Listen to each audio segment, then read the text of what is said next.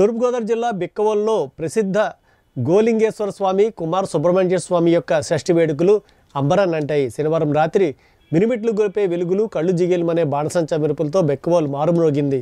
రంగురంగుల కాంతులు వెదజల్లుతూ సాగిన బాణసంచా పేలుళ్ల కొరకు ప్రజలు విచ్చేశారు, కనువిందు చేశాయి. షష్ఠి వేడుకలకు వీక్షించేందుకు పెద్ద ఎత్తున ప్రజలు బిక్కవోలు తరలివచ్చారు. బిక్కవోలు ఆలయ ప్రాంగణంతో పాటు పరిసర ప్రాంతాల్లో చేసినటువంటి విద్యుత్ దీపాలంకరణ అందరినీ ఆకట్టుకుంది. విచిత్ర వేషధారణలు, సాంస్కృతిక కార్యక్రమాలతో ఏర్పాటు చేసిన జాతర మహోత్సవం వైభవంగా సాగింది.